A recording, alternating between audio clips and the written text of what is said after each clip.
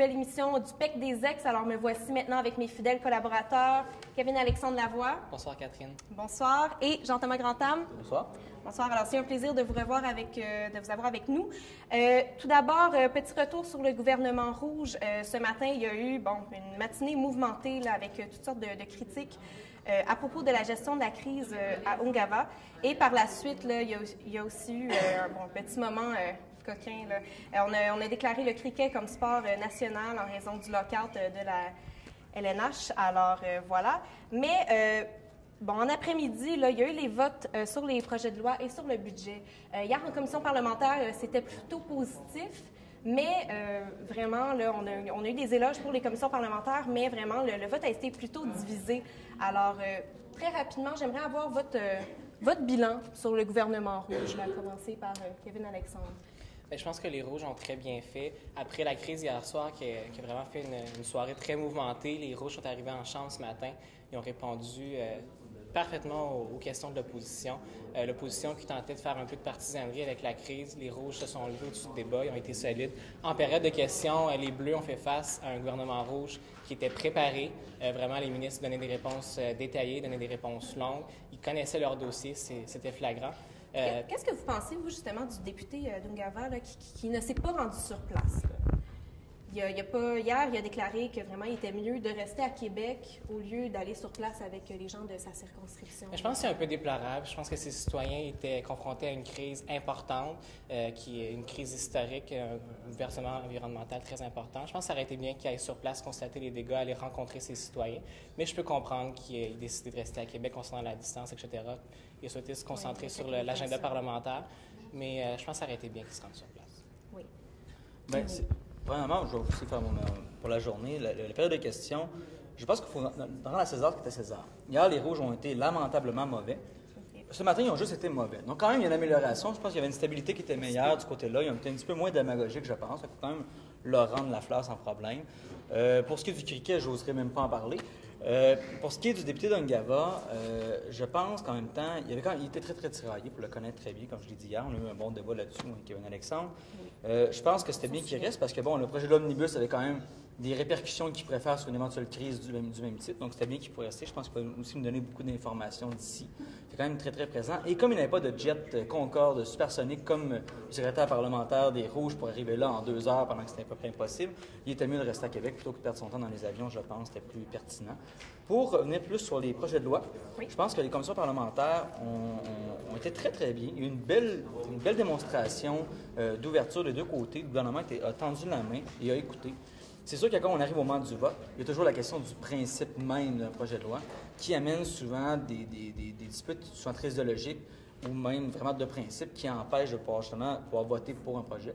Quand même remarqué, par exemple, le projet sur la fiscalité, où le critique officiel a demandé aux gens de voter pour. Il y a quand même plusieurs personnes des Bleus qui ont voté pour le projet de loi. C'est sûr que pour les autres, quand on regarde les résultats des votes, on se rend compte que c'est vraiment l'idéologie qui était là avant tout, puis c'était juste inconciliable pour les projets de loi qu'on avait sur la table.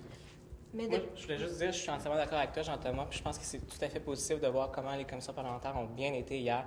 Vraiment, des deux côtés, le gouvernement a fait preuve d'ouverture et du côté de l'opposition, on a vraiment proposé des commentaires constructifs et vraiment, je pense que il faut souligner. Bien, c'est bien. Hein? Vous n'êtes pas trop chicanés pour maintenant. Par la suite, il y a eu la démission du gouvernement rouge. Alors, on se retrouve avec un gouvernement bleu. Un cabinet ministériel là, assez intéressant quand même. Là. Il y a eu des nouveautés, dont, entre autres, là, la fusion entre l'économie et l'environnement. Enfin? Oui. Enfin, on peut enfin dire enfin. Juste noter aussi, par exemple, que c'est quand même à souligner aussi qu'il y a un nombre plus important de femmes auprès du cabinet, presque le tiers du cabinet qui est des femmes, qui ont une amélioration si on regarde le gouvernement rouge. Enfin, on peut enfin concilier économie et écologie qui n'aurait jamais dû s'opposer. À la base, c'est des choses qui peuvent être tout à fait conciliables, mais ce n'est pas parce qu'un ministre de l'Environnement s'occupe de l'économie qu'il va tout stopper. Mais au contraire, il va avoir ce regard-là intéressant sur la question. Enfin. Moi, j'avais 2 commentaires assez généraux sur le Conseil des ministres qui a été nommé ce soir. Premièrement, c'est la taille du cabinet. Moi, je trouve ça incroyable. Nommer autant de ministres. En fait, il y a plus de ministres que de non-ministres au sein du cabinet. Quand on a une taille de caucus comme la taille du caucus des Bleus actuellement, on ne peut pas nommer autant de ministres, surtout dans le contexte actuel économique au Québec. Je trouve il y a un trou dans la salle. Hein? C'est assez irresponsable de nommer autant de ministres, je crois, et puis de mettre sur les routes autant de limousines.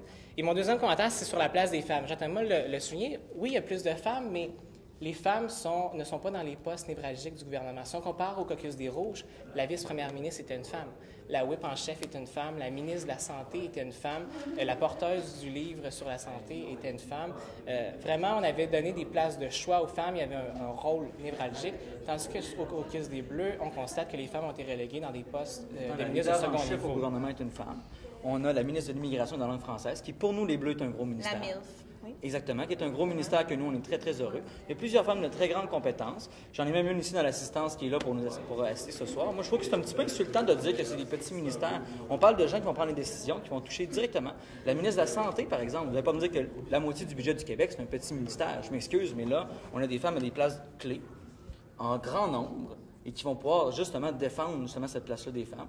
Je pense que la condition féminine est très bien représentée. Il va être capable de prendre des grandes décisions et un rôle à jouer. La justice aussi est une femme au caucus des Rouges également. C'est un peu dommage de voir que... Oui, ça, il y en avait 4. Il y en avait 4, fait que c'est pas dur à les trouver. Et puis, que pensez-vous là, brièvement là, du ministre délégué à la corruption?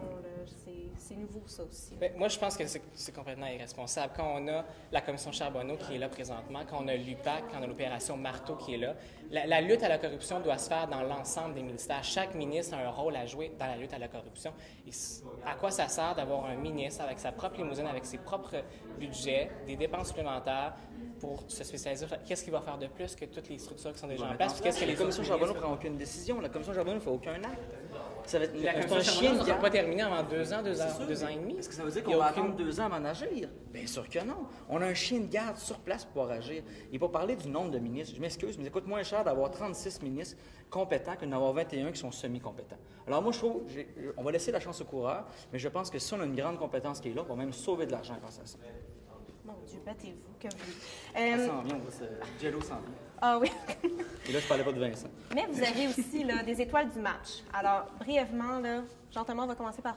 Bien, je pense que du côté des Rouges, je vais commencer par eux, je pense que la ministre de la Santé a fait un très, très bon travail.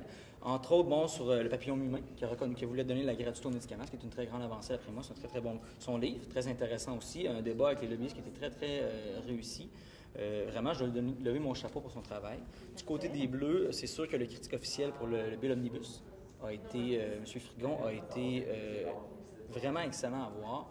Et peut-être une petite touche pour une recrue. Le député de Marguerite Diouville, du côté des Bleus, a fait un discours hier qui, d'après moi, est un des meilleurs discours que j'ai entendu au Québec jusqu'à maintenant.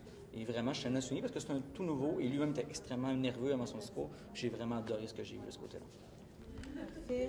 De mon côté, je vous dirais, du côté des Bleus, Étienne Lamy fait un très bon travail avec son document caviardé, qui a fait un discours punché qui était assez drôle. Même moi, j'ai été découvert.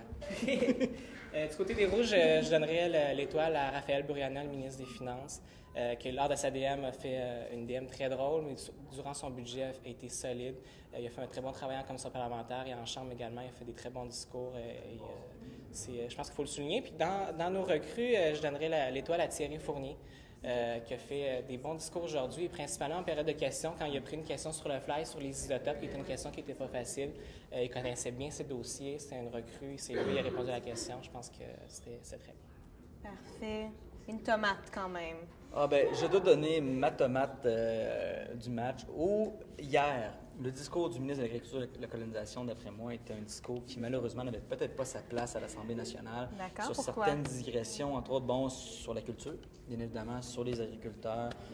Je pense que dans l'enceinte de l'Assemblée nationale, qui est quand même une enceinte assez suprême, je pense que c'était un peu déplacé comme discours. Et je m'aurais attendu un peu moins de démagogie et un petit peu plus de pragmatisme de sa part. D'accord. Et une autre tomate. Oui, moi, de mon côté, ma tomate, je la donnerais à Maxime Pelletier, au député d'Angaba, pour la gestion de la crise, qui ont fait preuve vraiment de partisanerie. Ils ont alarmé les citoyens durant la crise et je trouve ça un peu déplorable. Effectivement. Alors, voilà, c'est ce qui conclut notre émission d'aujourd'hui. Alors, on vous retrouve demain pour la toute dernière émission du PEC des Ex. Merci beaucoup. Bonsoir.